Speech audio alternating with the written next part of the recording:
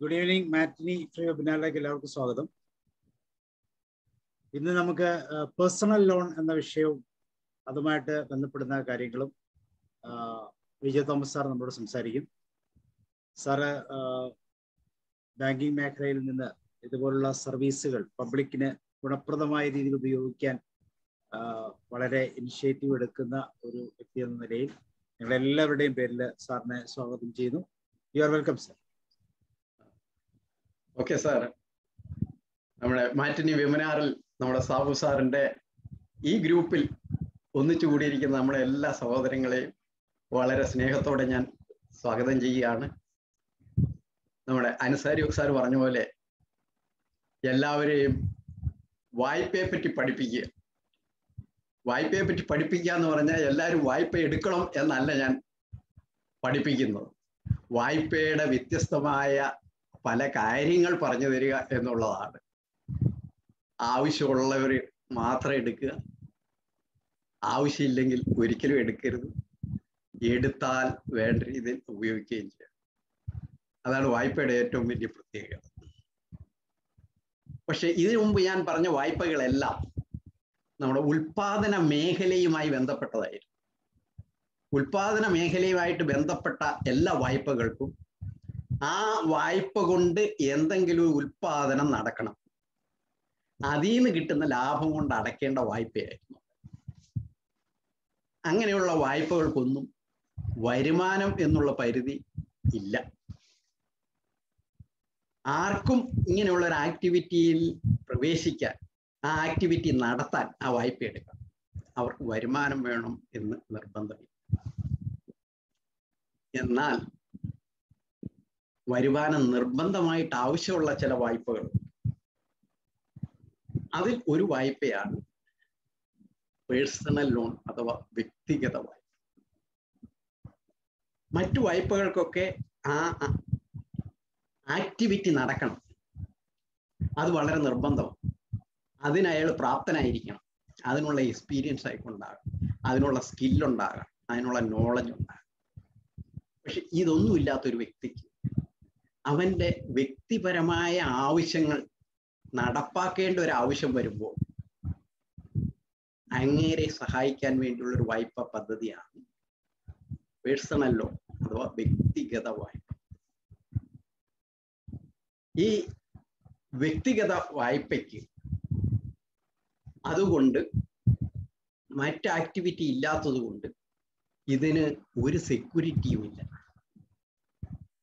Security ആ വ്യക്തിയുടെ വരുമാനം, അതിനേക്കാൾ ഉപരി ആ വ്യക്തിയുടെ റെപ്യൂട്ടേഷൻ, ആ വ്യക്തിയുടെ ധാർമ്മിക മൂല്യം, അല്ലെങ്കിൽ പണം കൈകാര്യം ചെയ്യുവാനുള്ള പ്രാപ്തി, അത് മാത്രമാണ് ഇതിനുള്ള മെയിനായിട്ടുള്ള കാര്യം. ഈ വ്യക്തിഗത വായ്പ ഇന്ത്യയിലെ ബാങ്കുകൾ ഏറ്റവും അധികം കൊടുത്ത ഒരു വായ്പയാണ്. വളരെ അധികം കൊടുത്തു. പ്രത്യേകിച്ച് 2000 കാലഘട്ടത്തിൽ അന്ന് ബാങ്കുകൾ റിസർവ് ബാങ്കിൽ സൂക്ഷിക്കേണ്ട ഫണ്ടിന്റെ ലിമിറ്റ് കുറച്ച സമയത്ത് ബാങ്കുകൾക്ക് ഫണ്ട് വളരെ അധികമായിട്ട്, ഈ ഫണ്ടുകൾ ആവശ്യത്തിനധികം വന്ന സമയത്ത് ഇവരെ സംബന്ധിച്ചിടത്തോളം മറ്റ് പ്രൊഡക്റ്റീവ് ആക്ടിവിറ്റീസിന് കൊടുക്കാൻ തൊക്കൊന്നും ഡിമാൻഡ് ഇല്ലാണ്ട് ആ സമയത്ത് ഏറ്റവും പബ്ലിസിറ്റിയോടുകൂടെ ബാങ്കുകൾ കൊടുത്തതും ആവശ്യക്കാർക്കെല്ലാം വാരിക്കോരി കൊടുത്തതുമായ ഒരു വായ്പയായിരുന്നു വ്യക്തിഗത വായ്പ. അന്ന് ബാങ്കുകൾ തമ്മിൽ ഭയങ്കര മത്സരമായി. വന്നു ചോദിച്ചവർക്കെല്ലാം വാരിക്കോരി വായ്പ. വരുമാനം ഉള്ളവരും ഇല്ലാത്തവരും വ്യാജ സർട്ടിഫിക്കറ്റ് വരെ ഉണ്ടാക്കി വരുമാനം ഉണ്ടെന്ന് വരുത്തി ധാരാളം ആൾക്കാർ ഒരുപാട് വായ്പ എടുത്തു. ആ വായ്പ എടുത്തതിൻ്റെ ഫലം കുറച്ചു കാലത്തിന് ശേഷം വളരെ പ്രത്യക്ഷമായി കണ്ടു തുടങ്ങി. അൻസാരി സാർ പറഞ്ഞ പോലെ തന്നെ ഒരു നല്ല ശതമാനം ആൾക്കാർ അത് തിരിച്ചടയ്ക്കാൻ യാതൊരു നിർവാഹവും ഇല്ലാതെ പലരും പാപ്പരായി തന്നെ പോയി എന്ന് പറയാം. ആ അവസ്ഥ ബാങ്കിനെ സംബന്ധിച്ചിടത്തോളം പ്രതിസന്ധിയിലാക്കി. അവരുടെ NPA വളരെയധികം ക്രമാതീതമായി കൂടി. അവർക്ക് തന്നെ നിയന്ത്രിക്കാൻ പറ്റാത്ത രീതിയിലുള്ള NPA പൊസിഷനിലേക്ക് ബാങ്കുകളുടെ മാറി. അങ്ങനെ ഒരു അവസ്ഥ വന്നു. ബാങ്കുകൾ മിക്കവാറും ഇന്ത്യയിലുള്ള എല്ലാ ബാങ്കുകളും തന്നെ including state bank of India നഷ്ടത്തിലേക്ക് പോയ ഒരു അവസ്ഥ വന്നു. അത് ഈ NPA കൂടിയത് വന്നതുകൊണ്ട്. അതായത് ഈ ലാഭത്തിന്റെ ഒരു നല്ല ശതമാനം ഇതിനു വേണ്ടി പ്രൊവിഷൻ വെച്ച് മാറ്റേണ്ടതായിരുന്നു. അപ്പോൾ നെറ്റ് ലാഭം ഇല്ലാണ്ട് ഈ അവസ്ഥ സൃഷ്ടിച്ച ഒരു വായ്പയാണ് വ്യക്തിഗത വായ്പ. അപ്പൊ വ്യക്തിഗത വായ്പ നല്ലതോ ചീത്തയോ, എന്താണ് നിങ്ങളുടെ അഭിപ്രായം? ശ്രദ്ധയോടെ ഉപയോഗിച്ചാൽ നല്ലതാണ്. അതായത് വ്യക്തിഗത വായ്പ മോശം എന്ന് നമുക്ക് പറയാൻ പറ്റില്ല. അത് ആവശ്യത്തിന് എടുക്കുകയും ആവശ്യത്തിന് ഉപയോഗിക്കുകയും ചെയ്തു കഴിഞ്ഞാൽ നല്ല വായ്പയാണ്. അല്ലെങ്കിൽ അത് വളരെ മോശം വായ്പ തന്നെയാണ്. അപ്പൊ അതാണ് പറഞ്ഞത്, ഒരു വ്യക്തിയുടെ കൃത്യനിഷ്ഠ, അവന് പണം കൈകാര്യം ചെയ്യാനുള്ള അവന്റെ പ്രാപ്തി, അത് ഇതിനകത്ത് വളരെ പ്രധാനമാണ്. അതുകൊണ്ട് ബാങ്കുകൾ ഇതിനെപ്പറ്റി കൂടുതൽ പഠിച്ചു.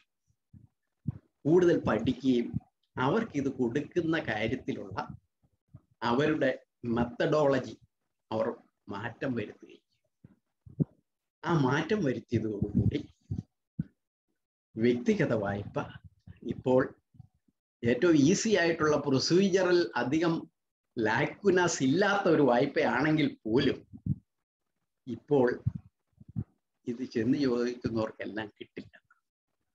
അതിന് പല പല കണ്ടീഷൻസ് വന്നു. ആ കണ്ടീഷൻ വന്നതോടുകൂടി ഇതിൻ്റെ വായ്പയുടെ ലിമിറ്റും കുറഞ്ഞു, വായ്പയുടെ ഒഴുക്കും അല്ലാണ്ട് കുറഞ്ഞു. ഇപ്പൊ വ്യക്തിഗത വായ്പ ഇത്ര പ്രാധാന്യമുള്ള ഒരു ബാങ്ക് വായ്പ അല്ലാണ്ടായി. എന്നാൽ ആവശ്യക്കാർക്ക് അത് കൊടുക്കുകയും ചെയ്യുന്നുണ്ട്. അപ്പൊ ഈ വ്യക്തിഗത വായ്പ എന്താന്ന് നമ്മളൊന്ന് അറിയുന്നത് വളരെ നല്ലതായിരിക്കും. അപ്പൊ അതിനെപ്പറ്റി അതിൻ്റെ ഡീറ്റെയിൽസ്, അത്യാവശ്യം കാര്യങ്ങൾ നമുക്കൊന്ന് നോക്കാൻ പറ്റും. ഞാൻ ഇതിനകത്ത് പറയുന്ന കാര്യം, ഇതിനകത്ത് പറയുന്ന തുകയോ ലിമിറ്റോ കാര്യങ്ങളോ എല്ലാം ഒരു സാമ്പിളായിട്ട് മാത്രം എടുത്താൽ മതി. ഈ വ്യക്തിഗത വായ്പയെ സംബന്ധിച്ചിടത്തോളം ബാങ്ക് ടു ബാങ്കുകൾ വളരെ വ്യത്യസ്തങ്ങളാണ്. അവർക്ക് കൊടുക്കാവുന്ന ലിമിറ്റ്, അത് തിരിച്ചടവിന് കൊടുക്കേണ്ട കാലാവധി, പലിശ, പ്രോസസ്സിംഗ് ചാർജ്, ഇങ്ങനെയുള്ള എല്ലാ കാര്യങ്ങളിലും വളരെയധികം വ്യത്യസ്തതയുണ്ട്. ഈ വ്യത്യസ്തത ഉള്ളതുകൊണ്ട് തന്നെ ഈ പറയുന്നതെല്ലാം ഒരു ലൈനായിട്ട് മാത്രം എടുത്താൽ മതി. അതൊരു കറക്റ്റോ ഇതായിട്ട് എടുക്കേണ്ട കാര്യമില്ല. ബാങ്ക് ടു ബാങ്ക് അത് തമ്മിൽ വ്യത്യാസം. ഓക്കെ, അപ്പൊ ഞാൻ ഈ വ്യക്തിഗത വായ്പകൾ എന്താണ്, അതിനെപ്പറ്റിയുള്ള ചില കാര്യങ്ങൾ നമുക്ക് ഡീറ്റെയിൽസ് ആയിട്ടൊന്ന് നോക്കാം. ഓക്കെ, ഞാൻ എൻ്റെ PPT ഒന്ന് ഷെയർ ചെയ്യാം.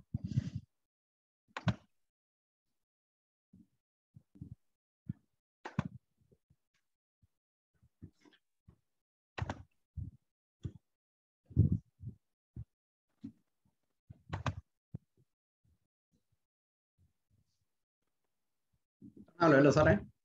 Okay sir. ഓക്കെ, വ്യക്തിഗത വായ്പ എന്ന് പറഞ്ഞാൽ ഒരു സെക്യൂരിറ്റി ഇല്ലാത്ത ക്ലീൻ ആയിട്ടുള്ള വായ്പ. അതായത് അതിന് പ്രൈം സെക്യൂരിറ്റിയോ കൊളാറ്ററൽ സെക്യൂരിറ്റിയോ കൊടുക്കേണ്ടതില്ല. പ്രൈം സെക്യൂരിറ്റി എന്ന് പറഞ്ഞാൽ എന്താ, നമ്മൾ പറഞ്ഞിട്ടുള്ള എന്താണ് പ്രൈം സെക്യൂരിറ്റി അറിയില്ലേ? ഞാൻ പല രീതിയിൽ പല ക്ലാസ്സുകളിൽ പറഞ്ഞിട്ടുണ്ട്. പ്രൈം സെക്യൂരിറ്റി എന്ന് പറഞ്ഞാൽ നമ്മൾ എടുക്കുന്ന വായ്പ കൊണ്ട് ഒരു സെക്യൂരിറ്റി ക്രിയേറ്റ് ചെയ്താൽ അതിനെയാണ് പ്രൈം സെക്യൂരിറ്റി എന്ന് പറയുന്നത്.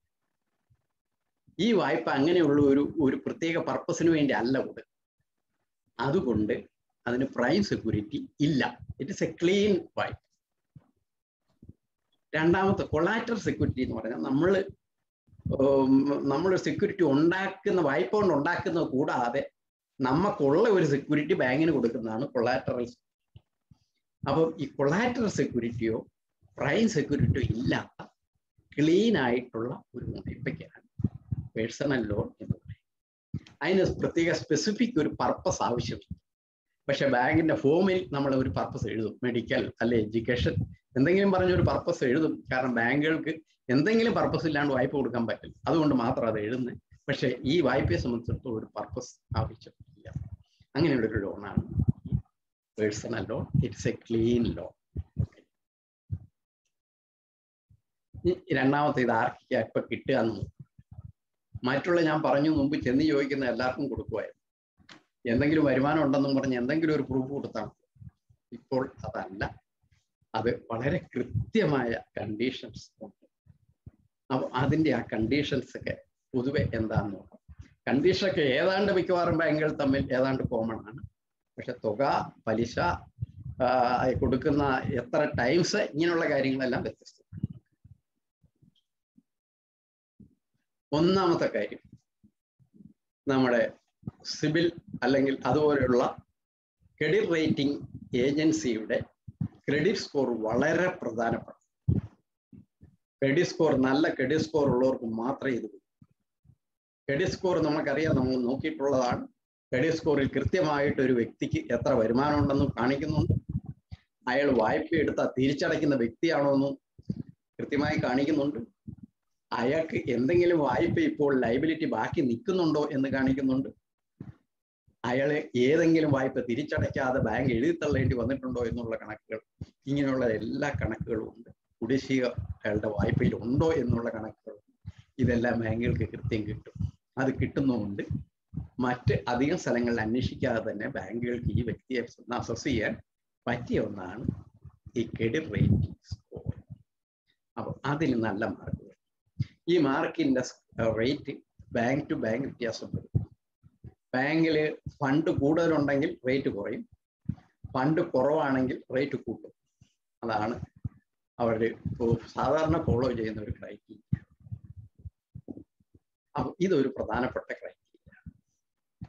രണ്ടാമത്തെ ക്രൈറ്റീരിയ, കൺഫേംഡ് എംപ്ലോയി ആയിരിക്കണം. കൺഫേംഡ് എംപ്ലോയീസിന് മാത്രമേ ഇത് എംപ്ലോയീസ് ആയിട്ടുള്ളവർക്ക് കൊടുക്കുക.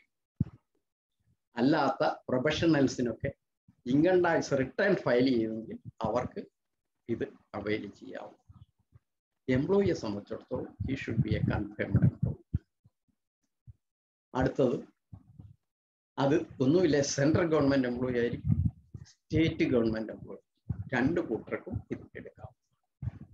മറ്റൊന്ന്, പബ്ലിക് സെക്ടർ സ്ഥാപനങ്ങൾ, അതും റെപ്യൂട്ടഡ്, ശമ്പളം കിട്ടാതെ നഷ്ടത്തിൽ കിടക്കുന്ന പബ്ലിക് സെക്ടറാണ് ചിലപ്പോൾ ബാങ്കുകൾ കൊടുക്കാൻ മടി കാണിക്കുമായിരിക്കും. പക്ഷെ നല്ല പബ്ലിക് സെക്ടർ അണ്ടർടേക്കിങ്, അതുപോലെ നല്ല ജോയിന്റ് സ്റ്റോക്ക് കമ്പനീസ്, സാലറിക്ക് പ്രശ്നങ്ങളൊന്നുമില്ലാതെ എല്ലാവർക്കും തൊഴിൽ കൃത്യമായി കൊടുത്തോണ്ടിരിക്കുന്നു. ഇപ്പൊ കോവിഡ് വന്ന ശേഷം തൊഴിൽ കൊടുക്കാത്ത സ്ഥാപനങ്ങൾ ഒരുപാടുണ്ടല്ലേ. പക്ഷേ ജോയിന്റ് സ്റ്റോക്ക് കമ്പനികൾ വലിയ ഒരുമാതിരി നല്ലതൊന്നും ഇപ്പോഴും പ്രശ്നമില്ലാണ്ട് പോകുന്നുണ്ട്. പലതും പല പ്രശ്നമുണ്ട്. പക്ഷെ ജോയിന്റ് സ്റ്റോക്ക് കമ്പനി ആയിരിക്കണം എന്നുള്ളൊരു കണ്ടീഷൻ. അപ്പൊ നല്ല പൊതുമേഖലാ സ്ഥാപനം, ജോയിന്റ് സ്റ്റോക്ക് കമ്പനി, അവിടുത്തെ കൺഫേം എംപ്ലോയിയാണ് കൊടുക്കാൻ പറ്റും. പിന്നെ റെപ്യൂട്ടഡ് കോർപ്പറേഷൻസ്, അങ്ങനെയുള്ള corporation, public limited companies, that is it should be reputed. ഏതെങ്കിലും ഒരു പേരിലുണ്ടാക്കിയിട്ടുള്ള പബ്ലിക് ലിമിറ്റഡ് കമ്പനി കൊണ്ടൊന്നും കാര്യമില്ല, പ്രൈവറ്റ് ലിമിറ്റഡ് കമ്പനി ആയാലും കാര്യമില്ല. It should be A reputed, established, നടന്നുകൊണ്ടിരിക്കുന്ന നല്ല കമ്പനി ആയിരിക്കും. ആ കമ്പനിയുടെ കൺഫേംഡ് എംപ്ലോയി ആയിരിക്കും. മറ്റൊന്നാണ് എഡ്യൂക്കേഷൻ ഇൻസ്റ്റിറ്റ്യൂഷൻസ്. അവിടുത്തെ കോളേജസ്, യൂണിവേഴ്സിറ്റീസ് ഒക്കെ ആണെങ്കിൽ ലെക്ചേഴ്സ്, അസിസ്റ്റന്റ് പ്രൊഫസേഴ്സ്, അതുപോലെ തന്നെ റിസർച്ച് ഫെലോസ്, അതുപോലെ തന്നെ റിസർച്ച് ഇൻസ്റ്റിറ്റ്യൂട്ട്സ്, യൂണിവേഴ്സിറ്റീസ്, അവർക്കെല്ലാം കൊടുക്കും. ഇന്ന് പിന്നെ കേരളത്തിൽ ധാരാളമായിട്ടുള്ള ഒരു മേഖലയാണ് IT കമ്പനീസ്. IT കമ്പനീസിന്റെ എംപ്ലോയീസ് കൊടുക്കും. ഈ വകയിലുള്ള കൺഫേംഡ് ആൻഡ് ഹാവിങ് സാലറി, അങ്ങനെയുള്ള ആൾക്കാർക്കാണ് ഇത് കൊടുക്കുക. മറ്റൊരു കണ്ടീഷൻ, അവർക്ക് സാലറി ഉണ്ടായാൽ പോരാ, ഏത് ബാങ്കിലാണോ ഈ ലോൺ അപ്രോച്ച് ചെയ്യുന്നത് ആ ബാങ്കിന്റെ അക്കൗണ്ടിൽ കൂടെ ആയിരിക്കണം ഇയാളുടെ സാലറി പോകേണ്ടത് എന്നുള്ളൊരു കണ്ടീഷൻ പല ബാങ്കുകളും വെക്കും. പ്രത്യേകിച്ച് പൊതുമേഖലാ ബാങ്കുകളെല്ലാം തന്നെ അങ്ങനെയുള്ളൊരു കണ്ടീഷൻ. നേരെ മറിച്ച് നമ്മുടെ പുതിയ ഹൈടെക് ബാങ്കുകളുണ്ട്. ആ ബാങ്കുകളായ നമ്മുടെ ICICI, HDFC, ആക്സിസ് അതുപോലുള്ള ബാങ്കുകൾ അവർക്ക് ചിലപ്പോൾ ഈ കണ്ടീഷൻ കാണില്ല. അവർ ഈ കണ്ടീഷൻ ഇല്ലാണ്ട് തന്നെ ഉള്ളവർക്കും ഇത് കൊടുക്കുന്ന കണ്ടീഷൻ. പേഴ്സണൽ ലോണിനെ സംബന്ധിച്ചിടത്തോളം നമ്മുടെ പുതിയ ബാങ്കുകൾ, ആ ബാങ്കുകൾക്ക് നമ്മൾ ഈ പറയുന്ന പല കണ്ടീഷനും അത്ര ബാധകമല്ല. അവരതിനേക്കാൾ വളരെ ലിബറലായി കൊടുക്കുന്നുണ്ട്, വളരെ കൂടിയ തുക കൊടുക്കുന്നുണ്ട്. അത് കൊടുക്കാൻ ഒരു കാരണം അവരുമായിട്ട് ബന്ധപ്പെട്ടുകൊണ്ടിരിക്കുന്നതെല്ലാം ആ ഹൈടെക് ടീമുകളാണ്. അങ്ങനെയുള്ള ആ ടീമുകൾക്ക് ഇത് കൊടുക്കുന്നതിന് അവരെ സംബന്ധിച്ചിടത്തോളം മടി ലാവിഷായി കൊടുക്കുന്നുണ്ട്. കൊടുക്കുന്നത് മാത്രമല്ല, ആ ലോണിന് എന്തെങ്കിലും വീഴ്ച വന്നാൽ തിരിച്ചു പിടിക്കാൻ കൊണ്ടുള്ള സംവിധാനം, ഗുണ്ടാ സംവിധാനം അടക്കം ഉള്ളവരാണ് അങ്ങനെയുള്ള സ്ഥാപനങ്ങൾ. അതുകൊണ്ട് അവരെ സംബന്ധിച്ചിടത്തോളം നമ്മൾ ഈ പറയുന്ന പല റൂളുകളും ബാധകമല്ല എന്ന് ഞാൻ അഡ്വാൻസ് ആയിട്ട് പറയുന്നു. അപ്പോൾ ഈ പൊതുമേഖലാ ബാങ്കുകളെ സംബന്ധിച്ചിടത്തോളം സാലറി അവരുടെ അക്കൗണ്ടിൽ കൂടെ ക്രെഡിറ്റ് ചെയ്യണം എന്നുള്ള കണ്ടീഷൻ പലരും വെക്കാറുണ്ട്. മറ്റൊരു കണ്ടീഷൻ, സാലറി ഒരു മിനിമം 20,000 എങ്കിലും വേണം. 20,000 ഉണ്ടെങ്കിൽ ഇങ്ങനെയുള്ള പേഴ്സണൽ ലോൺ കൊടുക്കും. ഇതും ഒരു എല്ലാ ബാങ്കുകൾക്കും ഒരേ റെസ്ട്രിക്റ്റഡ് അല്ല, പലർക്കും പല കണ്ടീഷൻസ് ഉണ്ട്. ഇങ്ങനെ ഒരു കണ്ടീഷൻ ഉണ്ട്, ഇത്ര എങ്കിലും സാലറി ഉണ്ടാക്കണം. അങ്ങനെ ഉള്ള സാലറി ഉണ്ടെങ്കിൽ മാത്രമേ അവർക്ക് മാത്രമേ ഈ വായ്പ. അപ്പോൾ ഇത്രയും കണ്ടീഷൻസ് മീറ്റ് ചെയ്യുന്നവർക്ക് മാത്രമാണ് ബാങ്കുകൾ പേഴ്സണൽ. മറ്റൊന്ന് ഞാൻ പറഞ്ഞിരുന്നു, നമ്മുടെ പ്രൊഫഷണൽ ആയിട്ടുള്ള ആൾക്കാരെ സംബന്ധിച്ചിടത്തോളം അവരെ സംബന്ധിച്ചിടത്തോളം IT റിട്ടേൺ ഫയൽ ചെയ്താൽ മതി. That is 3 years IT return file ചെയ്തിട്ടുണ്ടാകും. അതിൻ്റെ അക്നോളജ്മെന്റിന്റെ കോപ്പിയുള്ള കൊടുത്താൽ അത് വെച്ച് അവർക്ക് ഇനി കൊടുക്കുന്ന തുക, ആ തുകയെ സംബന്ധിച്ചിടത്തോളം ഇതും ബാങ്ക് ടു ബാങ്ക് വേരി ചെയ്യുന്നു. ഇത് പല ബാങ്കുകൾക്കും 6 months ഗ്രോസ് സാലറിയാണ്. ചില ബാങ്ക് 10 ഇരട്ടി വരെ കൊടുക്കുന്നവരുണ്ട്. ഞാൻ മുമ്പ് പറഞ്ഞ ഹൈടെക് കമ്പനികൾ 50 ഇരട്ടി വരെ കൊടുക്കുന്നവരുണ്ട്. ആ രീതിയുണ്ട്. പക്ഷെ സാധാരണ പൊതുമേഖലാ ബാങ്കുകൾ ഫിക്സ് ചെയ്യുന്ന ഒരു ക്രൈറ്റീരിയ 6 months ഗ്രോസ് സാലറി, അത്രയാണ് സാധാരണ. ഇതാണ് ഞാൻ പറയുന്നത്. Higher quantum also be considered selectively. ആ വ്യക്തികളെ സംബന്ധിച്ചിടത്തോളം അവന്റെ റെപ്യൂട്ടേഷൻ, അവന്റെ നിലവാരം കൂടുതലാണെങ്കിൽ അവന് സ്പെഷ്യൽ കേസായിട്ട് ചിലപ്പോൾ കൂടുതൽ തുക അനുവദിച്ചെന്ന് വരാം. മാത്രമല്ല, ഇത് സാങ്ഷൻ ചെയ്യുന്ന മാനേജരെക്കാൾ മുകളിലുള്ള ആൾക്ക് അതിനേക്കാൾ കൂടുതൽ തുക സാങ്ഷൻ ചെയ്യാൻ പറ്റും. അങ്ങനെയുള്ള ആൾക്കാരാണെങ്കിൽ, അങ്ങനെയുള്ള ഉള്ള ഒരു ബ്രാഞ്ച് ആണെങ്കിൽ അദ്ദേഹത്തെ കൊണ്ട് കൂടുതൽ തുക സാങ്ഷൻ ചെയ്യും. അങ്ങനെയും കൊടുക്കാവുന്നു. മറ്റൊരു ഫെസിലിറ്റിയാണ് ഇത് ക്ലീൻ OD ആയിട്ട് കൊടുക്കാം. ഓവർ ഡ്രാഫ്റ്റ് ക്ലീൻ അക്കൗണ്ട് ആയിട്ട്, അക്കൗണ്ട് മാറി അതിലൊരു തുക ഫിക്സ് ചെയ്ത്, ഒരു ലിമിറ്റ് ഫിക്സ് ചെയ്തുകൊണ്ട് കൊടുക്കും. അത് പക്ഷേ മിക്കവാറും ബാങ്കുകളെല്ലാം കൊടുക്കുന്നത് ഒരു 3 lakhs വരെയുള്ള തുകയാണ് കൊടുക്കുന്നത്. അത് എല്ലാവർക്കും കൊടുക്കുകയില്ല. അത് top executives like secretary, additional joint secretary, central government, state government, അതുപോലെ തന്നെ top executives of corporates, public sector undertakings, പിന്നെ ചെയർമാൻ, MD, അങ്ങനെയുള്ള പോസ്റ്റുകളിലൊക്കെ ഉള്ള വലിയ ആൾക്കാർ, അതുപോലെ തന്നെ ജഡ്ജസ്, ഇങ്ങനെയുള്ള ടോപ്പ് ആൾക്കാർക്കാണ് കൊടുക്കുന്നത്. അവർക്ക് ക്ലീൻ OD ആയിട്ട്, സെക്യൂരിറ്റി ഇല്ലാത്ത OD, അതാണ് ക്ലീൻ OD. അത് സാധാരണ പൊതുവായിട്ടുള്ള എംപ്ലോയീസിനൊന്നും അങ്ങനെയുള്ള ക്ലീൻ OD കൊടുക്കാറില്ല. പക്ഷെ ബാങ്ക് എംപ്ലോയീസിന് ചില ബാങ്കുകൾ അവരുടെ എംപ്ലോയീസിന് ചില ബാങ്കുകൾ കൊടുക്കാറുണ്ട്. എല്ലാ ബാങ്കുകളും അല്ല, ചില ബാങ്ക്. ഓക്കെ. അപ്പോൾ ഈ രീതിയിൽ ക്ലീൻ ഓടി കൊടുക്കും. അപ്പൊ അതിന് തിരിച്ചടവ് മാസം മാസം ഇല്ല, അത് ജസ്റ്റ് ഒന്ന് റിന്യൂ ചെയ്യാൻ മാത്രം. അതാണ് ഈ ലോണിനെ സംബന്ധിച്ച് കൊടുക്കുന്ന ക്വാണ്ടം. ഈ 6 months ഗ്രോസ് സാലറി എന്ന് പറഞ്ഞാൽ നമ്മൾ ലോണായിട്ടാണ് കൊടുക്കുന്നത്, കൂടിയല്ല. അത് എടുത്തു കഴിഞ്ഞാൽ മാസം മാസം അത് അടച്ചു. അതാണ് അതിന്റെ കണ്ടീഷൻ. ഇതാണ് അതിനെ കൊടുക്കാറുള്ള തുക. മറ്റൊന്ന് ഇതിന്റെ ഇൻട്രസ്റ്റ് റേറ്റ് ആണ്. ഇൻട്രസ്റ്റ് റേറ്റ് പേഴ്സണൽ ലോണിനെ സംബന്ധിച്ചിടത്തോളം ബാങ്കിന് ഏറ്റവും അധികം ലാഭം നേടിക്കൊടുക്കുന്ന ഒരു വായ്പ പദ്ധതിയാണ് പേഴ്സണൽ. കാരണം personal loan is not a productive activity, അത് വ്യക്തിഗത ആവശ്യത്തിനുള്ളതാണ്. അതുകൊണ്ട് തന്നെ അതിന് കൊടുക്കുന്ന വായ്പയ്ക്ക് ഇൻട്രസ്റ്റ് റേറ്റ് താരതമ്യേന കൂടുതലാണ്.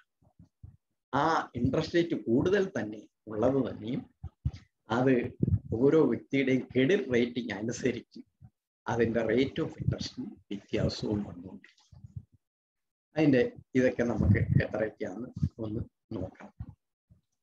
ആദ്യത്തെ ഒന്നാണ് നമ്മുടെ ക്രെഡിറ്റ് റേറ്റിംഗ്. ഏറ്റവും കൂടുതൽ ക്രെഡിറ്റ് റേറ്റിംഗ് ഉള്ള ആൾക്കാർ, അതായത് 800 അങ്ങനെയുള്ള വലിയ ക്രെഡിറ്റ് റേറ്റിംഗ് ഉള്ള ആളാണെങ്കിൽ അവരെ സംബന്ധിച്ചിടത്തോളം അവർക്ക് കൊടുക്കുന്നത് സാധാരണ പൊതുമേഖലാ ബാങ്കിൻ്റെ ഒക്കെ 12.4 ആ റേഞ്ച്, അതിനോട് അടുത്ത റേഞ്ചാണ് വരുന്നത്. അത് നമ്മുടെ ഹൈടെക് ബാങ്കുകൾ അവര് ഏതാണ്ട് 10% വരെ കൊടുക്കാറ്. ഈ ആദ്യത്തെ സാങ്ഷനിങ് വരുന്നവർക്ക് കൊടുക്കുന്നതാണ്. ഏറ്റവും കൂടുതൽ ക്രെഡിറ്റ് സ്കോർ ഉള്ളവർക്ക് കൊടുക്കുന്നതാണ് 12. അതിനേക്കാൾ കുറഞ്ഞിട്ടുള്ള 800 താഴെ 700 അതുപോലത്തെ ഉള്ള ആ റേഞ്ച് വരുന്നു. അത് ഓരോ ബാങ്കും ഫിക്സ് ചെയ്യും അതിൻ്റെ റേറ്റ് സ്കോർ എത്രയാണ്. അങ്ങനെയുള്ള അതിൻ്റെ താഴെയുള്ള സ്കോറിലുള്ളവർക്ക് അല്പം കൂടെ റേറ്റ് കൂടും. 12.45 അങ്ങനെയുള്ള ആ റേഞ്ചാണ് അതിനകത്ത് വരുന്നത്. അതിലും താഴെ വരുന്ന ആൾക്കാർ വരുമ്പോൾ, അതായത് ഒരു 700 താഴെ ഉള്ള ഒരു റേഞ്ച് വരുന്നവർക്ക്, അല്ലെ 750 താഴെയുള്ള ആ റേഞ്ചിൽ വരുന്നത്, അവർക്ക് കൊടുക്കുന്ന റേറ്റ് കുറച്ചുകൂടെ കൂടുതലാണ്. അത് 12.95 ഉള്ള ആ റേഞ്ചിലേക്ക് പോകും.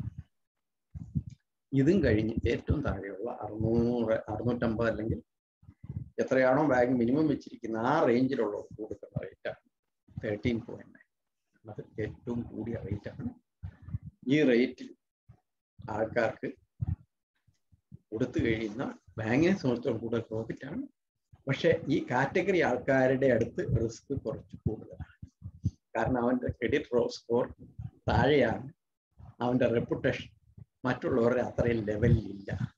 അപ്പോൾ ലോൺ ചിലപ്പോൾ തിരിച്ചടവിൽ വീഴ്ച വരാൻ സാധ്യതയുണ്ട്.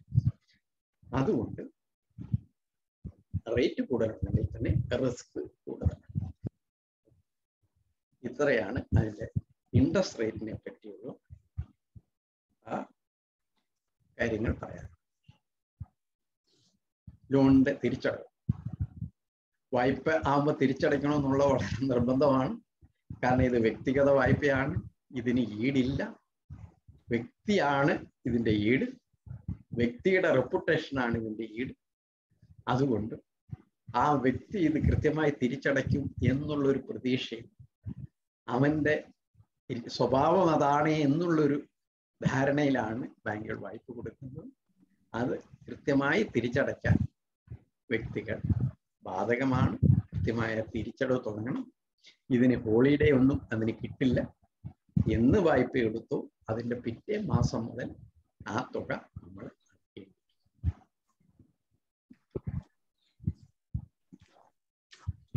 ഇത് സാധാരണഗതിയിൽ ലോൺ ആയിട്ടുള്ളതാണെങ്കിൽ ഇക്വേറ്റഡ് EMI ആയിട്ടാണ് എല്ലാ ബാങ്കുകളും EMI ആയിട്ടാണ് കൊടുക്കുന്നത്. Equated monthly instalments.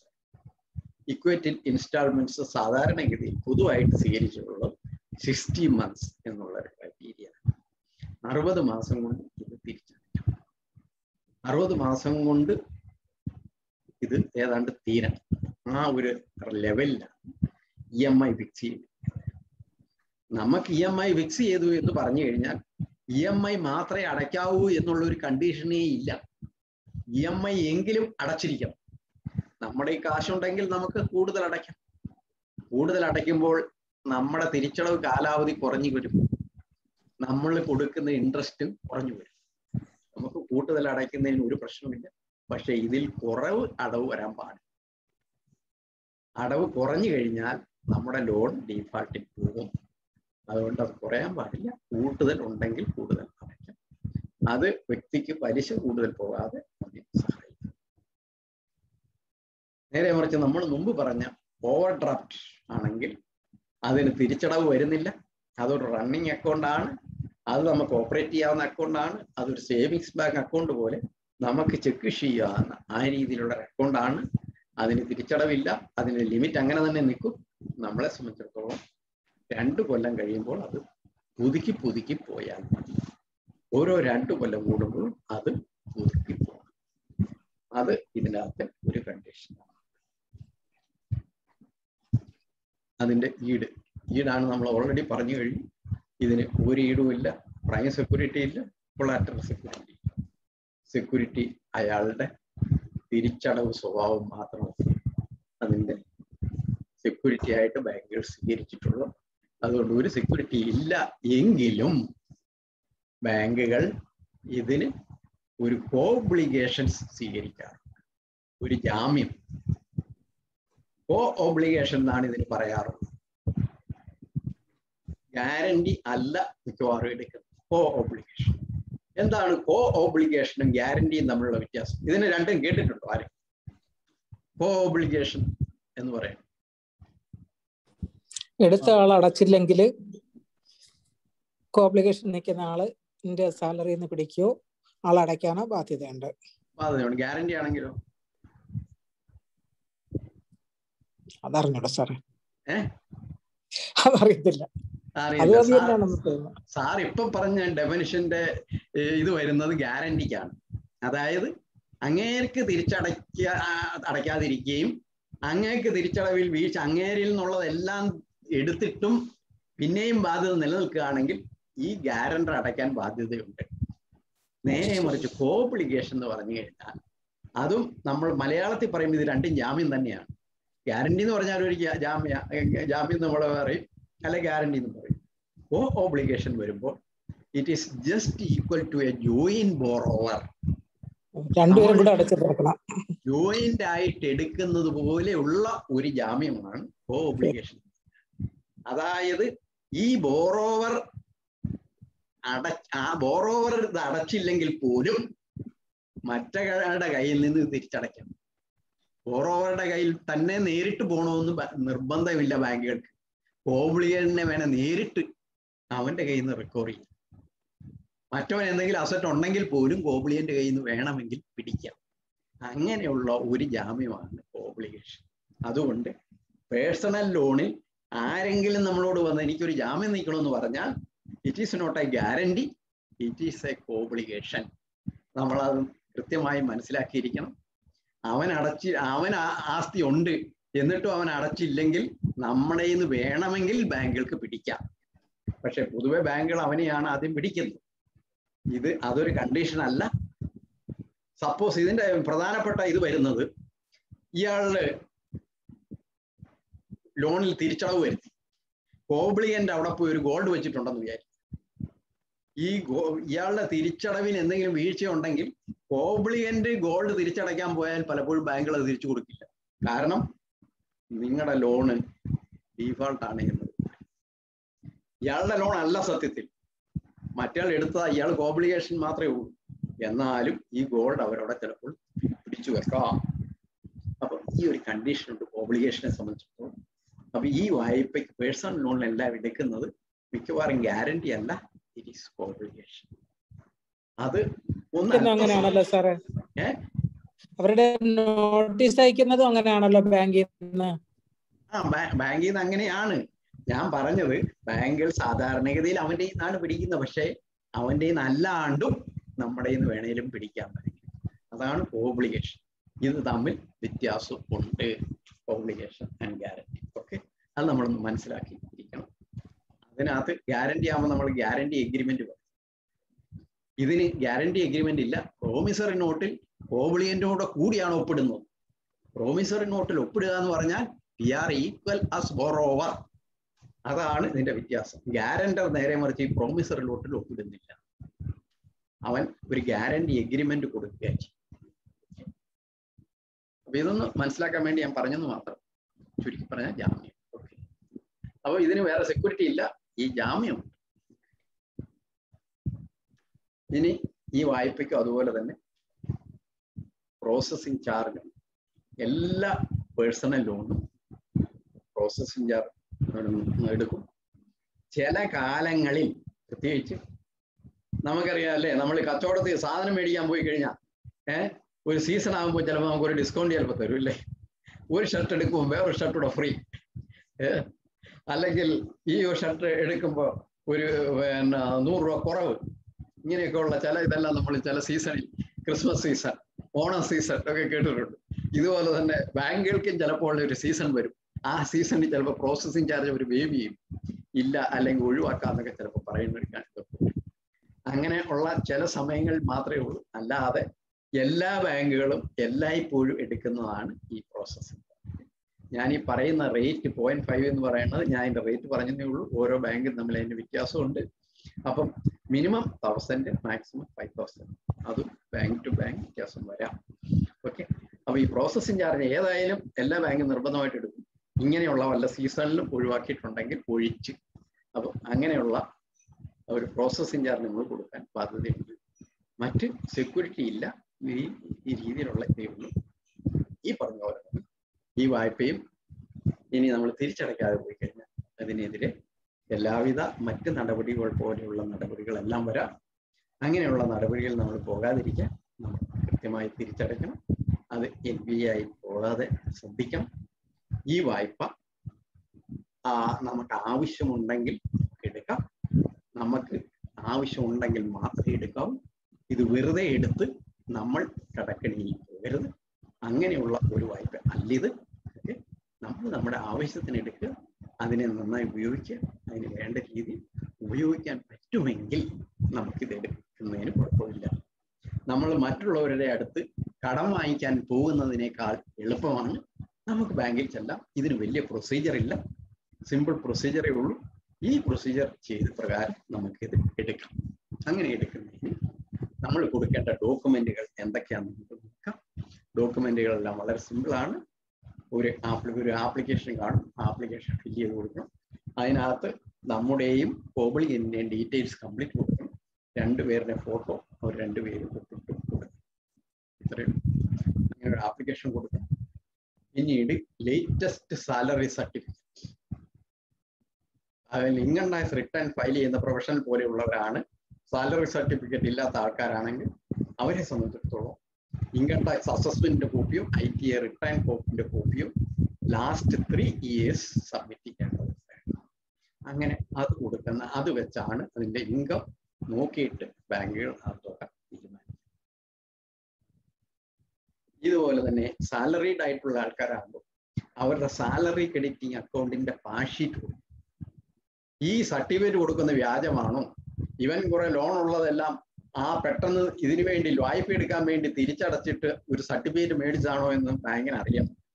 കൃത്യമായിട്ട് അവന്റെ അക്കൗണ്ട് സ്റ്റേറ്റ്മെന്റ് നോക്കുമ്പോൾ അറിയാൻ പറ്റും. അതിന് വേണ്ടിയിട്ട് അതിന്റെ ഒരു അക്കൗണ്ട് പാഷീറ്റ് കൊടുക്കണം 6 months.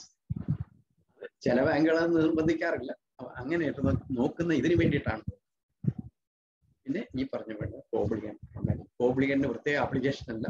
ഈ ആപ്ലിക്കേഷനിൽ തന്നെ ഓബ്ലിഗന്റ് ഒരു ഒപ്പിടാനൊരു സ്ഥലം ഉണ്ടാവും, അവിടെ ഒപ്പിട്ട് കൊടുക്കുന്നത്. പിന്നെ ഇതിനാകെ എടുക്കുന്ന ഡോക്യുമെന്റ് എന്ന് പറഞ്ഞാൽ ഒരു പ്രോനോട്ട് എന്ന് പറയാം, അല്ലെ പ്രോമിസറി നോട്ട്. അതായത് നമ്മുടെ 1 രൂപയുടെ റവന്യൂ സ്റ്റാമ്പ് ഒട്ടിച്ചിട്ടുള്ള ഒരു പേപ്പർ അത് ഉണ്ട്. അതിന്റെ ഈ പ്രോമിസറി നോട്ട് നമ്മൾ ഒപ്പിട്ട് കൊടുക്കുന്നു എന്ന് പറഞ്ഞൊരു പ്രോമിസറി നോട്ടിന്റെ കവറിംഗ് ലെറ്റർ. ഈ 2 ഡോക്യുമെന്റും ആണ് മാത്രമേ ഉള്ളൂ. ഇതിന് അത്ര വളരെ സിമ്പിൾ ആയിട്ടുള്ള ഒരു വായ്പാ പദ്ധതിയാണ്. ആ പ്രോമിസറി നോട്ടും പ്രോമിസറി നോട്ട് കവറിംഗ് ലെറ്ററും ഈ 2 പേരും അത് മാത്രമാണ് ഇതിന് വേണ്ട ഡോക്യുമെന്റ്സ്. അപ്പൊ ഇത്ര വളരെ സിമ്പിൾ ആയിട്ടുള്ള ഒരു വായ്പാ പദ്ധതിയാണ്. ഈ പദ്ധതി ആവശ്യമുള്ളവർക്ക് എടുക്കാം, എടുക്കുന്നവർ കൃത്യമായി തിരിച്ചടയ്ക്കും. അതുപോലെ തന്നെ നന്നായി ഉപയോഗിക്കും. അങ്ങനെ ഉപയോഗിച്ചാൽ മറ്റുള്ള ആരോടും വെറുതെ കൈവായ്പയ്ക്കോ അല്ലെങ്കിൽ അങ്ങനെയുള്ള നമ്മുടെ ആവശ്യം വരുമ്പോൾ കുറെ ഓടി നടക്കാതെ നമുക്ക് എടുക്കാൻ പറ്റുന്ന ഒരു വായ്പയാണ്. ഇങ്ങനെയുള്ള വായ്പ ആവശ്യക്കാർ മാത്രം എടുത്തുകൊണ്ട് ഇത് ഉപയോഗിക്കാൻ ആകട്ടെ. അതിന് വഴിയേറ്റ ആവശ്യമില്ലെങ്കിൽ എടുക്കാതിരിക്കുക. ഇത്രയും പറഞ്ഞുകൊണ്ട് നമ്മുടെ എടുത്ത കാര്യങ്ങൾ ഒന്നും പറയാം. ഇതിന്റെ എലിജിബിലിറ്റി നമ്മൾ പറയും. കൺഫേംഡ് എംപ്ലോയി അല്ലെങ്കിൽ പ്രൊഫഷണൽസ് ആയിരിക്കും. ഏറ്റവും എലിജിബിൾ എമൗണ്ട് 6 months. ബാങ്ക് വ്യത്യാസം വരും. ഇൻട്രസ്റ്റ് റേറ്റ് ഇതിന്റെ ക്രെഡിറ്റ് സ്കോർ അനുസരിച്ച് അതിന്റെ വ്യത്യാസം വരും. റീപേയ്മെന്റ് 60 മാസം വരെ കൊടുക്കാം. ഓടിയാകുമ്പോൾ റിന്യൂവൽ മാത്രമായിട്ട് മതി. സെക്യൂരിറ്റി ഒന്നുമില്ല. ഇപ്പൊ ഓബ്ലിഗേഷൻ മാത്രം ഉണ്ടാവും. നോ സെക്യൂരിറ്റി, പ്രോസസ്സിംഗ് ചാർജ് എല്ലാ ബാങ്കിലും ഉള്ളതാണ്. ഇതിന്റെ ഡോക്യുമെന്റ്സ് ഫോർമാലിറ്റി എല്ലാം വളരെ സിമ്പിളാണ്.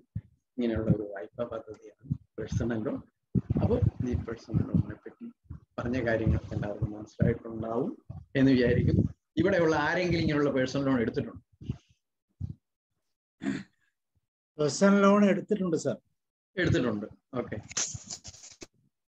പേഴ്സണൽ ലോൺ സിമ്പിൾ ആയിട്ടല്ലേ തോന്നിയിട്ടുള്ളൂ? അതാണ് വന്നത്. അന്നത്തെ സാമ്പത്തിക സ്ഥിതി അനുസരിച്ച് അത് അത്യാവശ്യമായിരുന്നു. പക്ഷെ അത് അത്ര വലിയ പ്രോബ്ലം ആയിട്ട് തോന്നിയിട്ടില്ല. പക്ഷെ ഇപ്പൊ പിന്നെ നമ്മൾ കൃത്യമായി തിരിച്ചടച്ചു കഴിഞ്ഞാൽ അതൊരു പ്രോബ്ലം ഒന്നും അല്ല. നമ്മൾ ഇത് ഈ 60 മാസം ഉണ്ടെന്ന് പറഞ്ഞാൽ 60 മാസം നമ്മൾ സൂക്ഷിക്കേണ്ടതില്ല. നമ്മുടെ ഈ ഫണ്ട് വന്നാൽ നമുക്ക് നേരിട്ട് അടച്ച് തന്നെ തീർക്കാം. അതിന് പ്രത്യേക പ്രീപേയ്മെന്റ് പെനാൽറ്റികളൊന്നുമില്ല. അപ്പൊ അങ്ങനെയുള്ള വായ്പ ആണ്. ഓക്കെ, എടുക്കാൻ ആക്സസ് ചെയ്യാൻ പറ്റുന്ന ഒരു ലോൺ ആയിരുന്നു. 2000 കാലഘട്ടങ്ങളിലൊക്കെ. അപ്പൊ ഇപ്പൊ ഈ വായ്പയെ പറ്റി അത്യാവശ്യം ഇത്രയൊക്കെ കാര്യങ്ങളെയാണ് പറയാനുള്ളൂ. ഇനി ആർക്കെങ്കിലും എന്തെങ്കിലും കാര്യങ്ങൾ അറിയാനുണ്ടെങ്കിൽ ചോദിക്കാം. ഇനി നമ്മുടെ പ്രോഗ്രാമിനെ പറ്റി നിങ്ങളുടെ അഭിപ്രായം പറയാം. എല്ലാം കേൾക്കാൻ വളരെ സന്തോഷം. ഓക്കെ. പക്ഷെ ഇപ്പൊ ഇങ്ങനത്തെ ഇത് സ്ട്രിക്ജന്റ് കണ്ടീഷൻ ആയതുകൊണ്ട് ഇപ്പൊ അത്ര വലിയ പോപ്പുലർ അല്ല അല്ലേ? ഇപ്പൊ അത്ര പോപ്പുലർ അല്ല സാർ. ബാങ്കിൽ തന്നെ വ്യക്തിഗത ലോൺ എന്ന് പറഞ്ഞ് ഇങ്ങനെ ബാങ്കിലും പല സ്ഥലങ്ങളിലൊക്കെ പോയി പേസ് ചെയ്തൊക്കെ വെക്കുന്ന ആളാണ് ആയിരുന്നു. ഇപ്പൊ അത്രയൊന്നും പോപ്പുലർ അല്ല. പക്ഷെ ആവശ്യക്കാർക്ക് എന്നാൽ കൊടുക്കാൻ സ്കീമുണ്ട്. അത് മാത്രമേ ഞാൻ പറഞ്ഞു. തിരിച്ചടവ് പ്രശ്നം വന്നുകൊണ്ട് പൊതുവെ ആളുകൾക്ക് ഒരു ഇതായി. പ്രാവശ്യം എടുത്തവരൊക്കെ ആകെ പേടിച്ചു പോയി. ഇത്ര പേടിക്കാൻ മാത്രം കാര്യമില്ല സാർ. നമ്മുടെ ആവശ്യത്തിന് റീസണബിൾ ആണെങ്കിൽ ഓക്കെ, റീസണബിൾ ആയിട്ട് ഉപയോഗിക്കാൻ.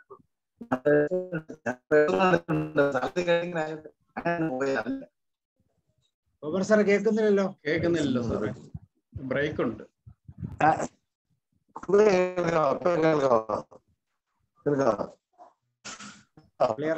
ക്ലിയർ ആയില്ല. ക്ലിയർ ആകുന്നില്ല. കുഴപ്പമില്ല, ഇപ്പൊ കുഴപ്പമില്ല, പറഞ്ഞു. ഞാൻ പേഴ്സണൽ ലോൺ എടുത്തിട്ടുണ്ട്. പക്ഷെ അത് സർവീസ് ഇരിക്കുമ്പോഴായിട്ട് അത് കറക്റ്റായിട്ട് അടഞ്ഞു പോയി. കുഴപ്പമില്ലാതെ പോയി. സർവീസ് ഇരിക്കാമോ നമ്മൾ അറിയാതെ തന്നെ സാലറി പൊക്കോളൂ. അങ്ങനെ തന്നെ. പിന്നെ സാറ് പറഞ്ഞതിൽ ഒരു കാര്യം ഇപ്പോഴാണ് എനിക്ക് മനസ്സിലായത്. കോപ്ലിക്കേഷൻ അത് ആദ്യമായിട്ട് അറിയുന്നത്. നേരത്തെ അറിഞ്ഞൂടായിരുന്നു. ആരെങ്കിലും വന്നാൽ ഒപ്പിട്ട് കൊടുക്കുമായിരുന്നു ഫാമിലി നിൽക്കാതെ. ഇപ്പൊ അത് മനസ്സിലായി. നല്ല ക്ലാസ് അത് മനസ്സിലായി. കോപ്ലിക്കേഷന്റെ നേരത്തെ അറിയില്ലായിരുന്നു. ഏതാണ്ട് രണ്ടും ഒന്ന് തന്നെയാ സാറേ. പക്ഷെ ഇങ്ങനെ ഒരു മീനിങ് വ്യത്യാസം ഉണ്ടെന്ന് മാത്രമേ ഞാൻ പറഞ്ഞോളൂ. ഓക്കെ. പക്ഷെ ഗ്യാരണ്ടറെ സംബന്ധിച്ച് ഇവന്റെ എല്ലാ ആസ്തിയും തീർന്നിട്ട് മറ്റവന് പിടിക്കാൻ പറ്റൂ. ഇത് അങ്ങനെ തീരണോന്നില്ല അവന്റെ ആ ഒരു കണ്ടീഷൻ.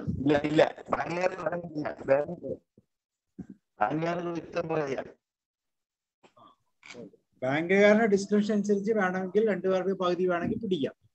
പക്ഷെ അങ്ങനെ പൊതുവെ പോകാറില്ല.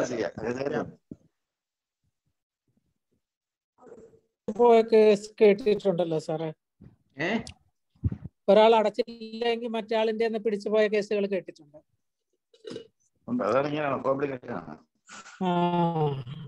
ഒബ്ലിഗേഷൻ ആണ് പിടിക്കാം സാറേ. ബാങ്കിനെ സംബന്ധിച്ചോളം നിയമപരമായ തടസ്സമില്ല. പക്ഷെ ഒരു ജാമ്യം എടുക്കുന്ന ആൾക്ക് രണ്ടും തുല്യമാണ്. കാരണം അയാൾ അടച്ചില്ലെങ്കിൽ നമ്മൾ ലയബിൾ ആണ്.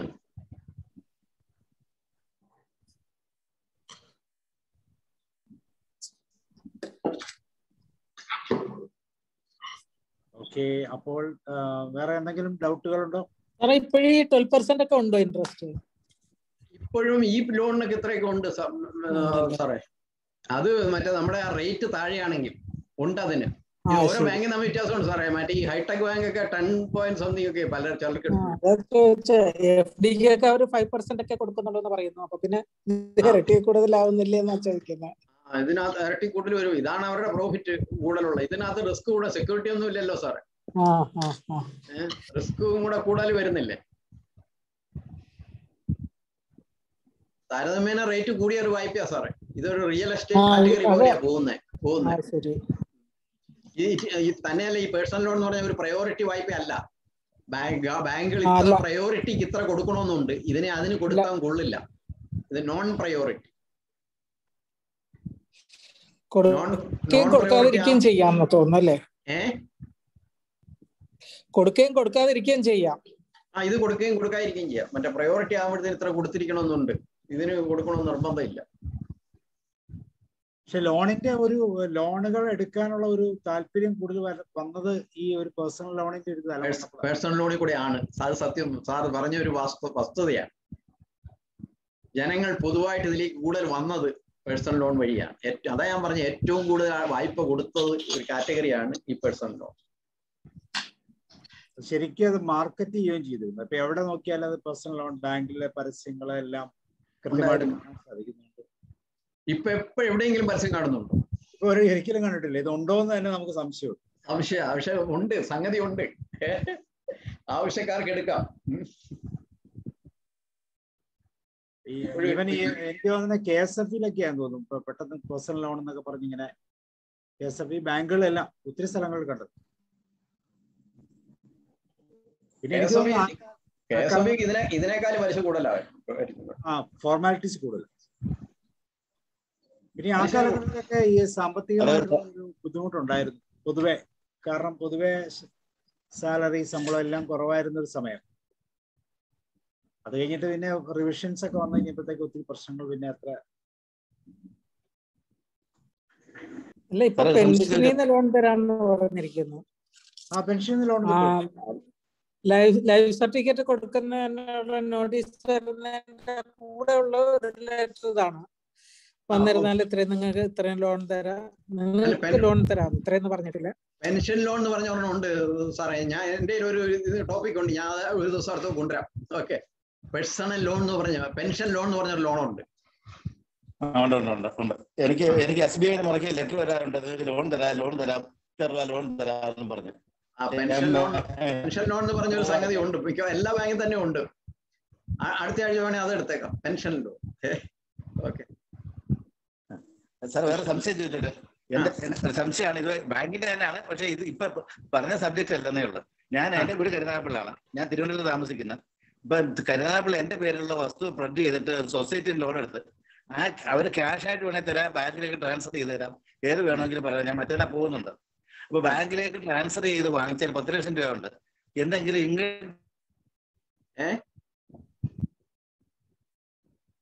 ശരിക്കും ആ കോപ്പറേറ്റീവ് ബാങ്കുകാർക്ക് വിവരമില്ലാഞ്ഞിട്ടാ സാറേ അത്രയും 10 ലക്ഷം രൂപ ക്യാഷ് തരാൻ ഒരു വകുപ്പില്ല സാർ. 10 ലക്ഷം ക്യാഷ് ആയിട്ട് തരാൻ പാടില്ല സാർ. ഇപ്പോഴത്തെ കോപ്പറേറ്റീവ് ബാങ്കിന്റെ ആ ഒരു ഏതാണ്ടൊക്കെ പുകമറ നടക്കുന്നുണ്ടല്ലോ സാർ, അതിന്റെ ബാക്കിയായിരിക്കും. കോപ്പറേറ്റീവ് ബാങ്ക് മേൽ അതല്ലേ റിസർവ് ബാങ്ക് കയറി പിടുത്തം തുടങ്ങിയിരിക്കുന്നത്. പുകമറയിലാണല്ലോ ഇപ്പോഴും. ഇവിടുത്തെ കോപ്പറേറ്റീവ് ബാങ്കുകളെല്ലാം പ്രശ്നത്തില്ല. ഇതെല്ലാം പൂട്ടിപ്പോകുമെന്ന് തോന്നുന്നു. റിസർവ് ബാങ്ക് സ്ട്രിക്റ്റ് ആയി പിടിച്ചു കഴിഞ്ഞാൽ ഇവിടുത്തെ എല്ലാ കോപ്പറേറ്റീവ് ബാങ്കും പൂട്ടിപ്പോകും, ഉറപ്പാ. സ്ട്രിക്റ്റ് NPA കണ്ടീഷനിലേക്ക് കോപ്പറേറ്റീവ് ബാങ്കിനെ കൊണ്ടുവന്നു കഴിഞ്ഞാൽ എനിക്ക് തോന്നുന്നു 70% NPA ആയി മാറും.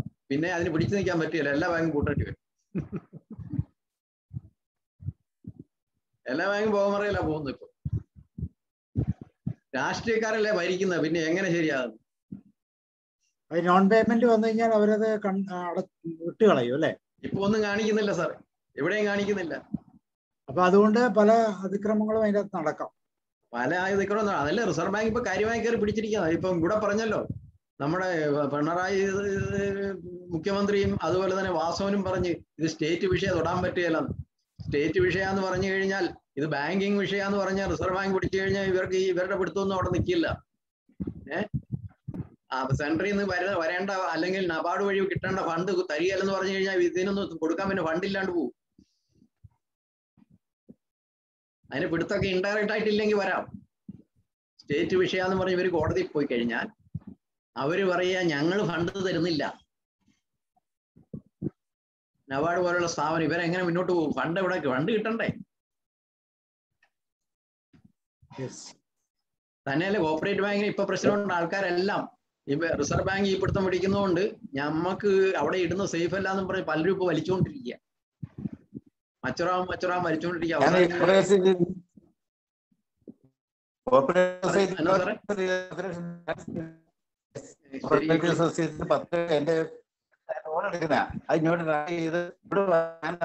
ചെക്ക് കൊടുത്തിട്ട് നിയമപരമായിട്ട് എന്തെങ്കിലും ഇൻകം ടാക്സ് പ്രശ്നമാണെന്ന് അറിയണമായിരുന്നു.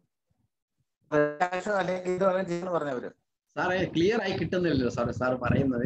അതെ, ബാങ്ക് ട്രാൻസ്ഫർ ചെയ്ത് കഴിയുമ്പോൾ ഇൻകം ടാക്സിന് എന്തെങ്കിലും പ്രോബ്ലം ഉണ്ടാവുമോ എന്നാ ചോദിച്ചു. ഇൻകം ടാക്സ് ഇത് വായ്പയല്ലേ സാറേ? നമ്മൾ ഇൻകം ടാക്സുകാർക്ക് സോഴ്സ് മാത്രമേ അറിയാണ്ടുള്ളൂ സാർ. അല്ല, സാറിന്റെ ഒരു കേസാണ് ചോദിച്ചത്. സാറ് 10 lakhs rupees കോപ്പറേറ്റീവ് സൊസൈറ്റിയിൽ നിന്ന് ട്രാൻസ്ഫർ ചെയ്താൽ ഇൻകം ടാക്സിന്റെ പ്രോബ്ലം ഉണ്ടോ? അതല്ലേ പറഞ്ഞേ, ഇൻകം ടാക്സുകാർ കയറി പിടിക്കുമ്പോൾ അവർക്ക് അറിയേണ്ടത് സോഴ്സ് ഉണ്ടോ ഇല്ലയോ എന്നാണ്. നമ്മളുടെ സോഴ്സ് ഇതല്ലേ നമ്മുടെ വായ്പ. സോഴ്സ് ഉണ്ടെങ്കിൽ പിന്നെ നമുക്ക് എന്ത് പ്രശ്നമാണ്? ഇൻകം ടാക്സിന്റെ ഒരു പ്രശ്നവും അതിനകത്ത് വരില്ല. നമ്മുടെ വായ്പയല്ലേ ഇതിന്റെ സോഴ്സ്.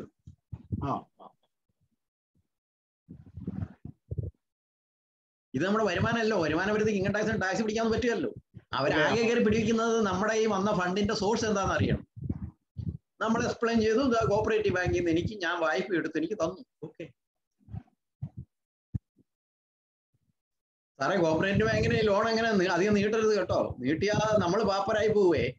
അവരുടെ പലിശ വളരെ കൂടുതലാ, ഓർത്തിരിക്കണം. ഓക്കെ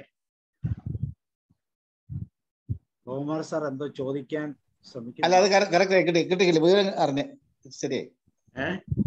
ശരിയായിട്ട് കിട്ടി, വിവരം കിട്ടി. കാരണം ട്രാൻസ്ഫർ ചെയ്താൽ നമ്മൾ ഇവിടുന്ന് ചെക്ക് കൊടുത്തേക്ക് എടുക്കും. ഇത്രേ ഉള്ളൂ. കൊണ്ടുവരുന്ന ഒഴിവാകല്ലോ. എനിക്ക്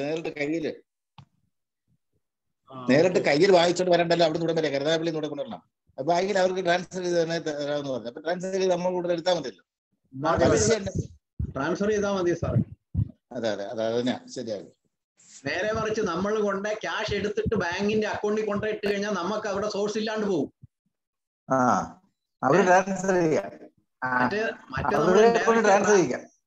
ട്രാൻസ്ഫർ ചെയ്ത് കഴിയുമ്പോൾ സോഴ്സ് ആണ്.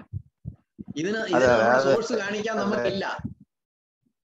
തന്നെയല്ല സാറേ, നമ്മൾ ക്യാഷ് കൊണ്ടിട്ട് കഴിഞ്ഞാൽ ക്യാഷ് ട്രാൻസാക്ഷൻ എല്ലാം കൂടുതൽ എമൗണ്ട് വരുന്നല്ല നേരെ ഇൻകം ടാക്സിലേക്ക് പോകും. ട്രാൻസ്ഫർ ആണെങ്കിൽ അത്ര ഇൻകം ടാക്സിലേക്ക് പോവില്ല. ഓക്കെ, അതുകൊണ്ട് നമ്മൾ ക്യാഷ് ട്രാൻസാക്ഷൻ ഒരിക്കലും പോകരുത്. ട്രാൻസ്ഫർ സാർ പെർമിറ്റ് ആവശ്യപ്പെടാവൂ കേട്ടോ. അതെ ഓക്കെ, അല്ല, ഞാൻ രണ്ടാമത് പറഞ്ഞൊരു കാര്യമുണ്ട്. ഈ കോപ്പറേറ്റീവ് ബാങ്കിൽ നിന്ന് എടുത്തത് നമ്മള് അതിന്റെ ആ കൃത്യ ഡേറ്റ് ഒന്നും നോക്കിയിരിക്കരുത്. കഴിയാവുന്ന പൈസ ഉള്ളപ്പോ എത്രയും നേരത്തെ കൊണ്ട് അടച്ചു തീർക്കണം. ഇല്ലേ നമ്മള് പലിശ വല്ലാണ്ട് കൂടുതൽ കൊടുക്കേണ്ടി വരും. ഓക്കെ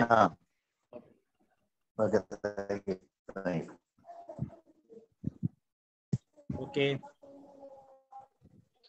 പേഴ്സണൽ ലോണിനെ കുറിച്ച് വേറെ പ്രത്യേകിച്ച് ഇപ്പൊ പോപ്പുലർ അല്ലാത്തത് കൊണ്ട് തന്നെ വലിയ ക്വറീസ് ഒന്നും ഇല്ലെന്ന് വിചാരിക്കാം അല്ലെ. ഇനിയിപ്പോ നമുക്കുള്ളത് വേറെ എന്താ സാർ? ലോണിന്റെ തലത്തിൽ പറയുവാണെങ്കിൽ നമുക്കിനി ഈ പറഞ്ഞ പോലെ പെൻഷൻ ലോൺ ഉണ്ട്. അതല്ലാതെ പിന്നെ പെൻഷൻ ലോൺ ഉണ്ട്. വേണമെങ്കിൽ ഈ ടൈപ്പിൽ ടീച്ചേഴ്സ് ലോൺ വേറെ ഉണ്ട്. ടീച്ചേഴ്സിന് ലോൺ ഉണ്ട്. That is teachers loan. അവർക്ക് റേറ്റ് ഓഫ് ഇൻട്രസ്റ്റ് കാറ്റഗറി. പിന്നെ വേറെ പല ലോണുകളുണ്ട് സാർ. ഇനിയുണ്ട് വേറെ ഉണ്ട്. നമ്മളൊരു വീട് പണിതിട്ട് അത് നമുക്കൊന്ന് ഫർണിഷ് ചെയ്യണം. അതിന് കാശില്ല. വീട് പണിയുമ്പോൾ മിക്കവാറും എല്ലാവരും പാപ്പറാവുമല്ലോ. വീട് ഫർണിഷിന് ലോൺ, ഹോം ഇംപ്രൂവ്മെന്റ്. മെയിൻ്റനൻസ് എന്ന് പറയുന്നതാണോ? മെയിൻ്റനൻസ് വേറെ, അതല്ല. ഹോം നമ്മൾ ഇമ്പ്രൂവ് ചെയ്യുക. വീട്ടിൽ ഇപ്പോൾ ഒരു കുറെ ഫർണിഷ്മെന്റ്, ഞാൻ പുതിയ വീട് പണിയുക, അതിന് എനിക്ക് ഫർണിഷ് ചെയ്യാൻ കാശില്ല ഇപ്പൊ തൽക്കാലം. ആ ഫർണിഷ് ചെയ്യാൻ നമുക്ക് ലോൺ എടുക്കും. That is called home improvement. അങ്ങനെ ലോൺ ഉണ്ട്. ഓരോ കാറ്റഗറിയിലും ലോൺ വേറെ ഉണ്ട്. പിന്നെ വാഹന ലോൺ എന്നൊക്കെ പറയുന്ന പോലെ അല്ലേ? ആ വാഹന ലോൺ അത് വേറെ ഉണ്ട്. വെഹിക്കിൾ ലോൺ, വാഹന ലോൺ 2 എണ്ണം ഉണ്ട്. ഒന്ന് ഇൻകം ഉള്ളവർക്ക് എടുക്കാവുന്ന ഒരു ലോൺ ഉണ്ട്. മറ്റൊന്ന് ടാക്സി ഓടിക്കുന്നവർക്ക് കൊടുക്കുന്ന ലോൺ. ഇത് രണ്ടും രണ്ടാ. റേറ്റ് ഓഫ് ഇൻട്രസ്റ്റ് വ്യത്യാസമാണ്. റേറ്റ് ഓഫ് ഇൻട്രസ്റ്റ് വ്യത്യാസമാണ്. നമ്മൾ ടാക്സിക്കാരന് കൊടുക്കുന്ന ലോൺ എന്ന് പറഞ്ഞു കഴിയുന്നത് അവന് വരുമാനം വേണമെന്നില്ല. ടാക്സി ഓടിച്ച് അതിന്റെ വരുമാനം കൊണ്ട് അവൻ അടത്തുള്ളൂ. മറ്റേത് അങ്ങനെയല്ല, വരുമാനം വേണം. അങ്ങനെയുള്ള വ്യത്യാസം. അങ്ങനെ ഒരുപാട് ടൈപ്പ് ലോണുകളുണ്ട്. എല്ലാം കസ്റ്റമൈസ്ഡ് ആണ്. കസ്റ്റമേഴ്സിന് സൗകര്യപ്രദമായ രീതിയിൽ ഉപയോഗിക്കാൻ തക്ക വിധത്തിലുള്ള പല ഉണ്ട്. പിന്നെ ആൾക്കാർക്ക് തൊഴിൽ കണ്ടെത്താൻ സബ്സിഡിയോട് ഒരു വായ്പയുണ്ട്. പ്രൈം മിനിസ്റ്റർ അങ്ങനെ അത് ഒരെണ്ണം എടുക്കാം. അത് സ്കീം എടുത്തേക്കാം. Prime ministers employment generation scheme എന്ന് പറഞ്ഞാൽ അതിന് സബ്സിഡി ഉള്ളൊരു ലോൺ. ഇൻട്രസ്റ്റ് സബ്സിഡി ആയിരിക്കും അല്ലെ? ഇൻട്രസ്റ്റ് സബ്സിഡി അല്ല, ഇൻട്രസ്റ്റ് സബ്സിഡി അല്ല, അല്ലാണ്ട് സബ്സിഡി.